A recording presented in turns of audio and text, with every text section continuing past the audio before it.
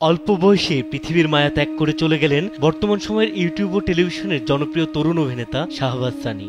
লক্ষ্মীপুরের রায়পুরে নিজ জন্মস্থানে জানাজা শেষে বাবার কবরের পাশে শায়িত হয়েছেন এই অভিনেতা। রোববার দিবাগত রাত 3:30টায় হৃদক্রিয়া বন্ধ হয়ে রাজধানীর একটি বেসরকারি হাসপাতালে চিকিৎসাধীন অবস্থায় শেষ নিঃশ্বাস ত্যাগ করেন সানি। মৃত্যুকালে তার বয়স ছিল 33 বছর। এর আগে রাত 1টার দিকে উত্তরা দিয়াবাড়িতে হার্ট অ্যাটাক হয় সানির। সঙ্গে সঙ্গে হাসপাতালে আনলে তাকে আইসিইউতে ভর্তি করা হয়। সেখানে চিকিৎসাধীন অবস্থায় তার মৃত্যু হয়। এরপর তার মরদেহ নেওয়া হয় নিজ জেলা লক্ষ্মীপুরে।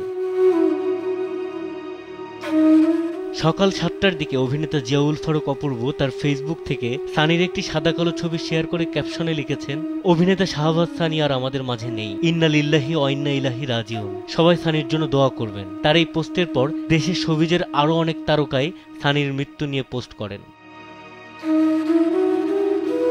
ক্যারিয়ারের শুরুতে শাহবাজ সানি চট্টগ্রামের থিয়েটারের সঙ্গে যুক্ত ছিলেন। এরপর 2018 থেকে টিভি ও ইউটিউব নাটকে ছোট ছোট চরিত্রে অভিনয় করতে থাকেন, পেতে থাকেন পরিচিতিও। সানি ইমরুল রাফাতের কাছে আসার পর নাটকের মাধ্যমে শোবিজে পা রাখেন। 2018 সালে গোলাম কিবরিয়া ফারুকের পরিচালনায় আব্দুল্লাহ নাটকে প্রথমবার প্রধান চরিত্রে দেখা যায় তাকে। তার অভিনীত জনপ্রিয় নাটকের মধ্যে রয়েছে চরের মাস্টার, বিফলে মূল্য ফেরত, ট্রাভেল শো, মহব্বত ইত্যাদি। মৃত্যুর আগে 2 শতাধিক নাটকে অভিনয় করেছেন সানি।